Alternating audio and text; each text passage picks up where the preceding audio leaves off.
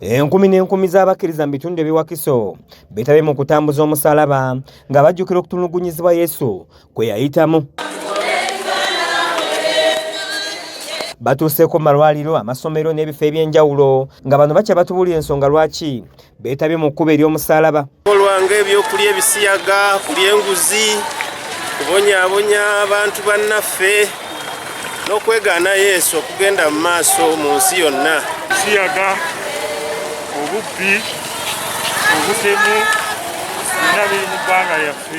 Oluvannyuma beetabye mu kusaba okukulembeddwamu Reverend Father Ron Mubiru akuli okuyitibwa okw'enjawulo mu ssaza ekkulu erya Kampala, ng'ono yennyamidde olw'emize egigenda maaso mu ggwanga omuli obubbi, ettemu kw'ossa n'abantu abatakyaswala.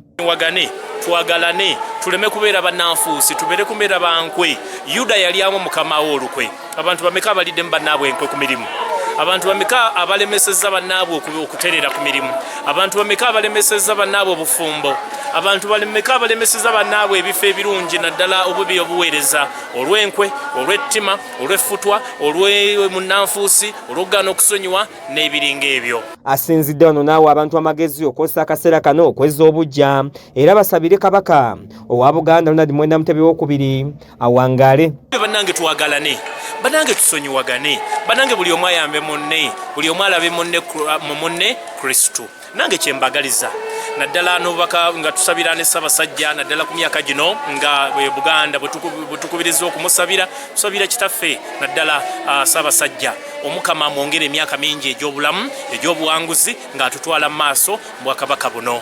Mu ngeri y'emu n'abakristaayo mu kkanisa y'omutukuvu Apollo esangibwa Enkumba abakulembeddwa mu Musumba Nathan Mulondo beetabye mu kutambuza ekkubo ly'omusaalaba nga beetoolodde ebitundu eby'enjawulo okuli abayita ababiri, Kabale, Kawafu, Bunono n'ebirala. Reverend Nathan Mulondo ayogedde ku mululu oguyitiridde mu banene nga tebafudde ku bawejjere kw'ossa n'omukwano ogw'ebikukujju. Tusaba ku lw'ekkanisa nga tusabira ebisiyaga bikutte ensangi ennaku zino kuba tulowooza nti omuze guno guzze n'amaanyi nga twetaaga naffe okubeera mu bigere bya Mukama waffe Yesu. Naffe abakulembeze Mukama bawadde ekisa okulembera abalala bateresezza ebiyinza okuyamba bannaabwe nga basobola okuba abeesigwa. Mu ngeri y'emu n'abakristu mu ekereziya eya Mary Queen of Martyrs esangibwa Empala babukereza nkokola okutambuza ekkubo ly'omusaalaba nga batalaza ebyalo eby'enjawulo wakati mu kukubiriza abantu okubeera n'ekisa n'okusonyiwa. Okusonyiwa bannaffe, okubeera n'ekisa eri bannaffe, buli lwe sitasonyiwa omutima gwange guba gufuuse kukomera. Annette Namatovu wamu ne Kiza Peter be bakusakidde eggulye lino ku lwa KSTV Agaleero.